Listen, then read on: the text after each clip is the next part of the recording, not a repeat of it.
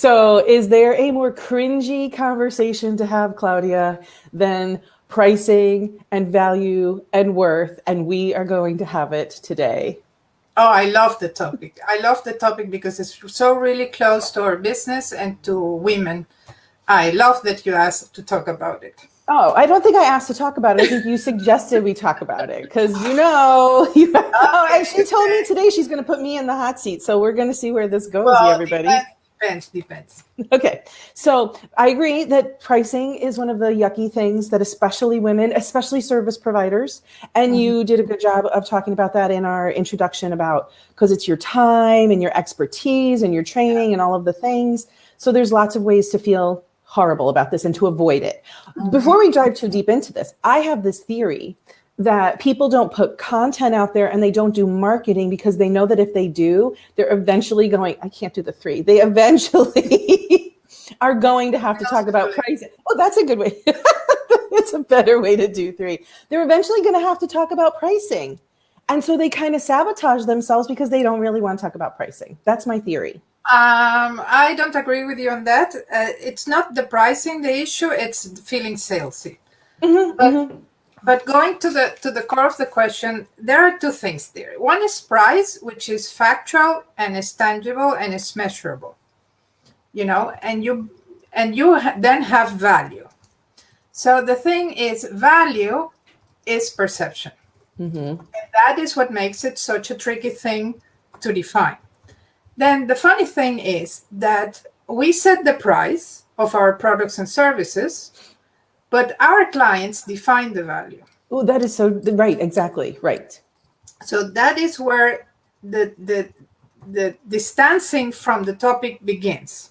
To make things worse, when we as business owners set the price and try to see the value or fix the value of it, we are comparing ourselves against our competitors.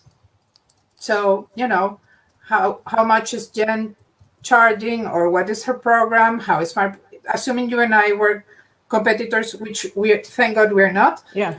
But, if I would compare myself to another marketing consultant, then I might check her programs and her prices, etc., etc. But the thing is, and here's the interesting thing, customers don't compare us to our competitors. Because they might not know who our competitors are. Okay. They compare us to what they are using now to solve the problem. Oh, interesting. Take that apart. Make that. I am going to put you in the hot seat. Oh, shit. Okay. Okay. So you have this ability of turning texts into wonderful text. Sorry, the redundancy. But you're not doing this as a service yet. So let's suppose you would like to do this as a service. With whom would you compare this service? Who else would be delivering a similar service? So are you talking about the thing that we did yesterday where we did your homepage? Okay. Yes. So just to give you guys some context, yesterday, Claudia and I worked on, she kind of said some stuff to me that she felt about her business and what would go on the homepage. And then we kind of massaged it to be a homepage. And she basically took her words and made them into what would work on a homepage so that it would land with her audience. That's what you're talking about, right? Yes. That service. Okay. But that is not a structured service you have now. Not yet. We did it in the exercise we were doing yesterday. But let's suppose you want to make that a service. Okay. So to whom would you compare it? Who else can give that service? Well, I know there are copywriters out there who do that kind of work.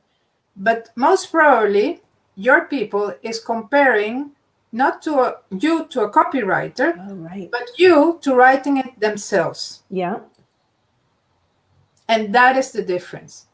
So if the first thing you need to know is to really see your service from the eyes of your client and not see your service from your eyes. Again, which we always go back to. So this is a really interesting point because I hadn't even thought about, say they might have tried, because you said, what are they already trying to do to solve their problem? Yeah. They might be looking at other people's websites and taking up a lot of time. They might be trying to read a book about writing a website. They might take a course, Yes. how to write your website, or they might be like me, where I know what I want, but writing is not my thing, and I will spend hours watching at a white screen. Okay, and I also want a part in my text. So I want co-creation in my text. Yes, so you might start using co-creation instead of copywriting. Besides, you yourself don't think you do copywriting, but you massage the text. Yes. So you are in between me doing it myself and a copywriter. That's right. That's right. But if you use the words copywriter, the associations you will have in the mind of people are not the ones of the job you want to do, because you want to work with the client.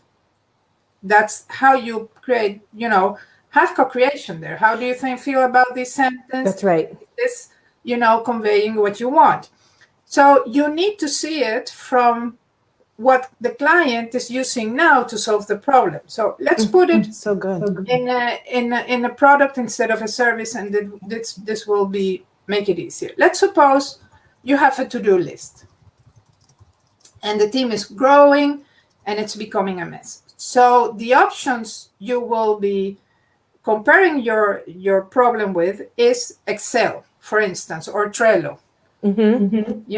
So then, but you're not comparing to a CRM. You are looking to what is easier than an Excel. Then Asana and Trello and ClickUp will pop up.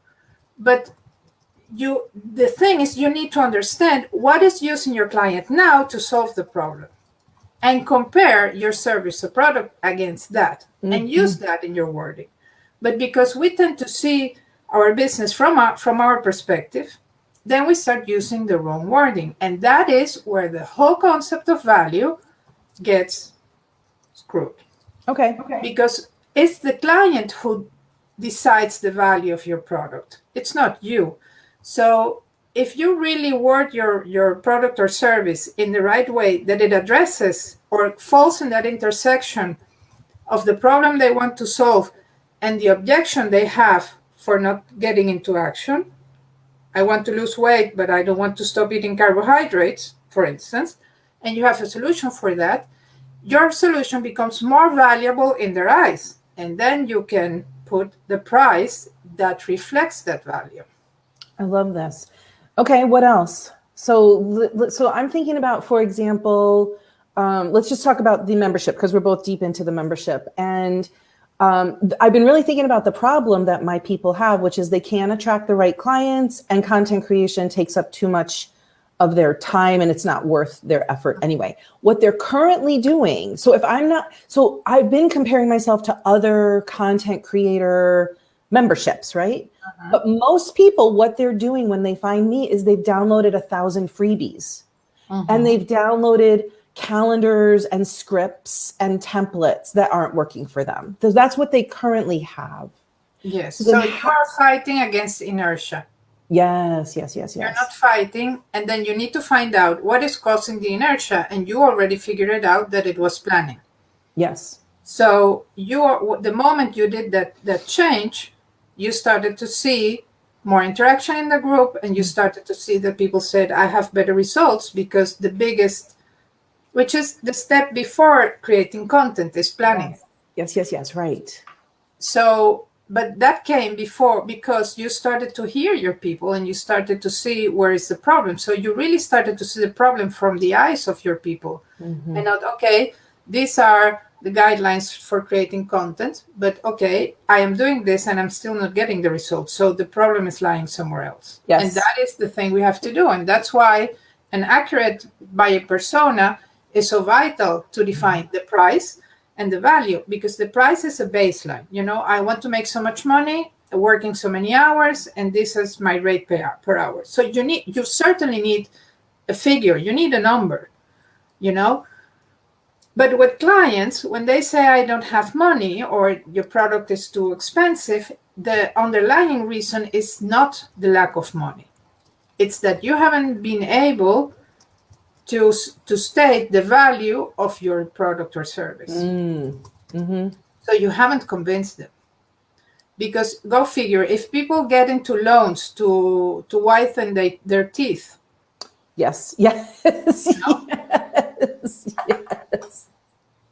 I was Then talking to. then you know that money is not a problem. You just need to want it so badly, or need to have the pain is not urgent enough That's to right. get them into motion, into making a decision.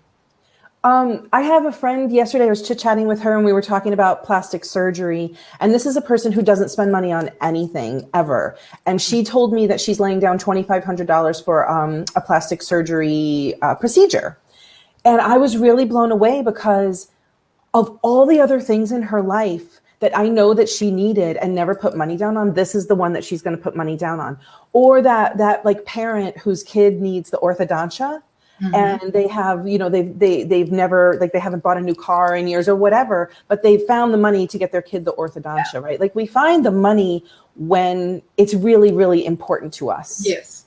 And when the pain is enough that it gets you into action. So, for instance, back to the example of your service, if I try to write my page so many times and I know I am getting stuck, a copywriter is not what I want, because I still want my style in my page. Yes. So I am looking for something that is not precisely copywriter. So I'm looking for something that does co-creation, or somebody who improves the text, or somebody who's willing to listen to what I have to say and make it. But if you position yourself as a copywriter, then you are out of my radio of interest, and the expectation you are creating is different to the service that you want to render. So that's where the distancing starts to happen. Yeah, this is really interesting because the other day I had a call with somebody who asked me, oh, I really need some work done on my messaging and I really like what you're saying. I told her how I work, that I work collaboratively with people. And then she was kind of like, ooh, I don't really have a lot of time. So I said, I might not be the right person for you. You might need a copywriter who's going to ask you a whole bunch of questions and then take it and do it. But I am a done with you person. And she decided over the course of the conversation that was valuable to her because she wanted her voice put in there. But my job, I had to be honest about the value that I was bringing versus what a copywriter could do for her. And then she had to assess whether she wanted to pay, for either one of those services. So yeah. I think that knowing people, like knowing our audience, but then also knowing what we will do and what we won't do, not kind of compromising on our services or our pricing because we think, oh, they don't have the money. If they don't have the money, that's just, Well, that is the thing, when you set a price, or you said what in your eyes it's an outrageous price, we start to assume she doesn't have the money, my product can be priced at this level, etc., etc. So that means you haven't done the groundwork. And the groundwork is understanding what is the role of your service in simplifying the life of your customer. And what is the value your customer gives to your solution? And then again, compare to what the customer is using presently to solve the problem, and not compared to your competitors. If I am a big business like Adobe or like Microsoft, then it's, people know the alternatives to Adobe or to Microsoft, or you will run a search alternatives. But if you do an alternative to Liddy, you won't find a result. Right. So, at least not online. But you need to know, people is comparing to what they know and to what they have in-house now. So that's the biggest thing in value that I see flies over the head of entrepreneurs, is that we assume, okay, my retreats are wonderful, or my sessions, my Done With You sessions are wonderful. But if people don't want Done With You, then, you are missing the mark. So what do you do once somebody, with your clients, once they've determined, I understand what my buyer's persona really wants and needs, I understand the framework that I bring and how I solve this problem, but then there's this confidence problem, because even when you are deeply rooted in understanding how much value you bring, it's still hard to say this is the number for many people. And then you start telling yourself the story, like, who are they going to think I am? And this is outrageous. This is an outrageous pricing. And how do you counsel your clients with that? That you keep your mouth shut while you're having those thoughts. Mm-hmm. Very Dutch of you. That feels very Dutch of you. No, do it. Yes. What I mean to say is, once you drop the bomb of the price, to keep it in that, shut up.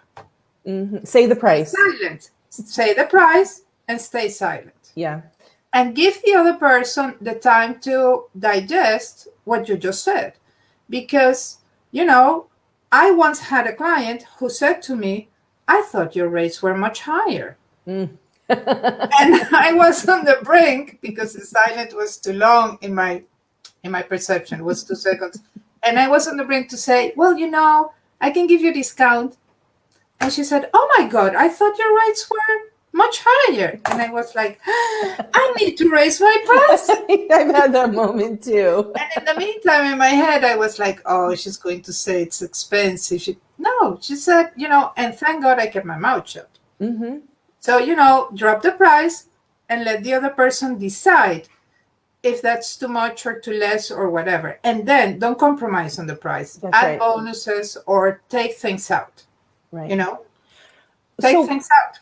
When you are having like a sales conversation, a discovery call, a consultation, whatever people want to call it, your job is to really understand what the person wants, what they haven't done yet, where the kind of chasm is, and to help them understand that this is a problem that's actually causing them pain, keeping them from money, whatever it is you have to seed all of that before you drop the price. And one of the things I think people don't do in their sales calls is I think they don't talk more about the value and what the person's going to get as a result. I think people spend too much time talking about, we're going to have 12 sessions together and I'm going to do this for you. And you're going to it's like all about the hows. And they are to focus on the process, and the process is important, but it's not important in a discovery call.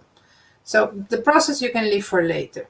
But the thing is, a discovery call isn't called discovery by accident. It's a two-way discovery. The person can discover who you are, but you also have to discover if that person is a good fit for you. Mm-hmm.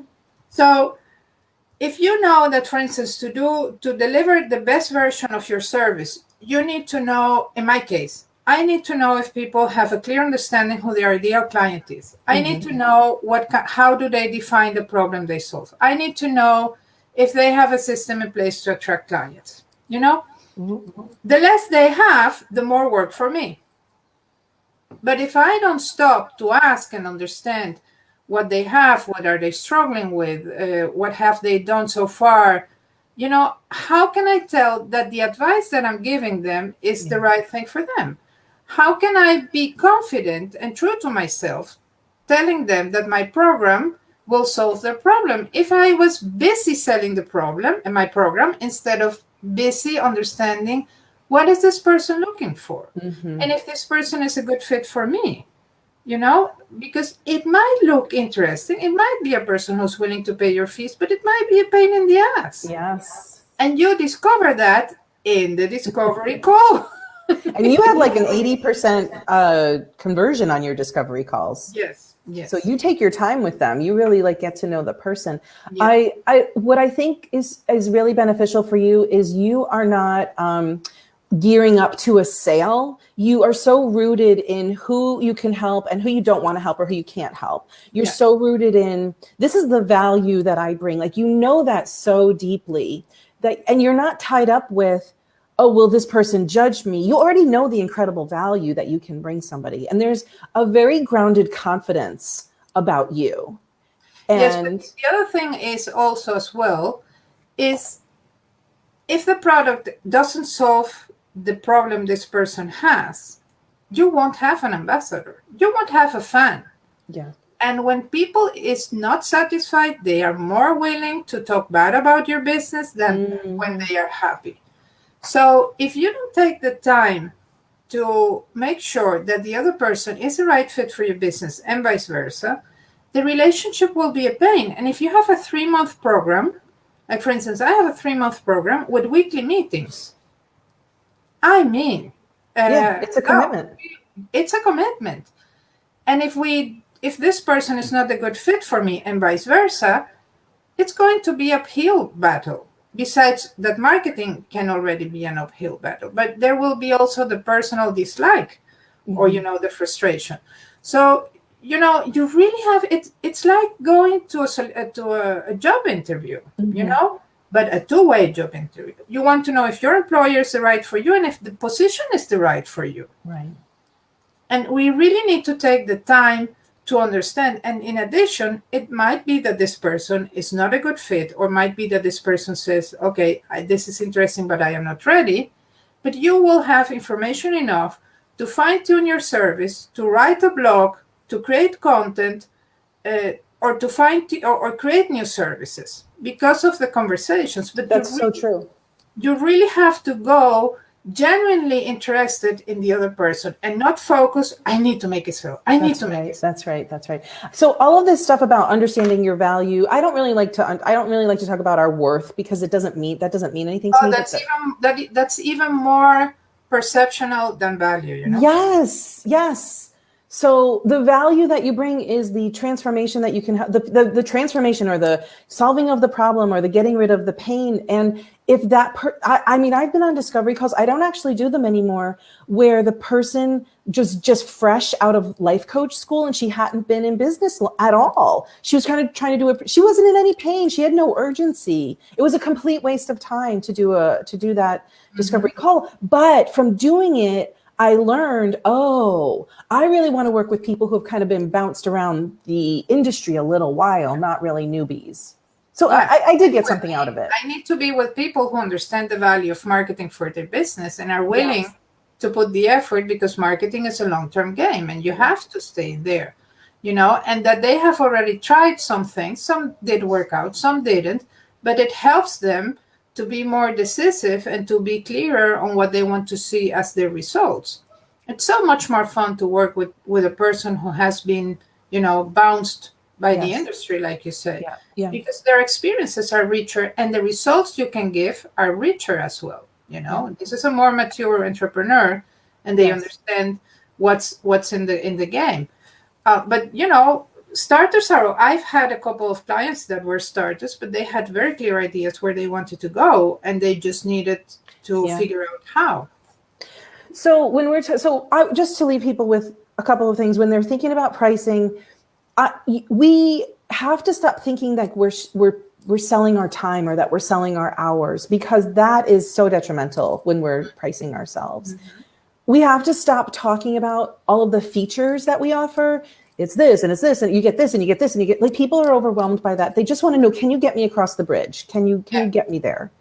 And you have to be confident in who you help and how you help people, so that you don't waffle and offer discounts or say, oh, you really want me to do this for you? I'll do it for you. But you don't really want to do that. And it just builds resentment on both sides. So you've brought up so many good points today and again, it's always about going back to these foundations. There's nothing like fancy here that we ever talk about. It's always going back to the foundations. Definitely. Yes, it is. But, and the one point I want to make about the hours is, the more experience you have, the less hours you may need to solve something. That is so true. So how are you going to bill by the hour, if you can solve it in 5 minutes? But that's the real result, of your experience, your self-reflection, your learning. So you can quicker help a person. And that in itself is of tremendous value, because instead of being 3 months dragging this person through the mud, you can solve this person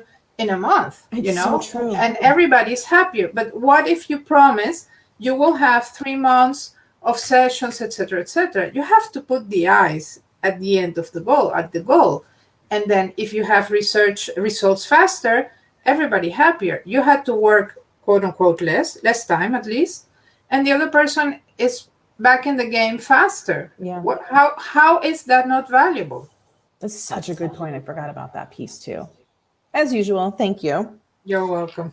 If you are watching this on the replay, we would love to know what your thoughts are on pricing versus value and how you approach it. If you are interested in learning more about how Claudia can help you with your marketing, actually we've really narrowed down she really helps you unravel your marketing as a whole. You know, she helps you see the whole thing. I'm much more laser focused. I'm content specifically, but she helps you see the whole pathway. And so you can find Claudia at her website, which will be updated very soon. Thanks to Jen. You first come to me and then you go to Jen. That's right. That's right. At bridgetomore.com. And she's got a great, honestly, her intake, you will learn a whole lot about what the little holes are in your business and how you can fill them in. So I highly suggest getting on the call with Claudia. Thank you, love. All right. And she and I are actually going to go work on my business next. So we are going to get on a Zoom call. Hasta la vista. Bye, everybody.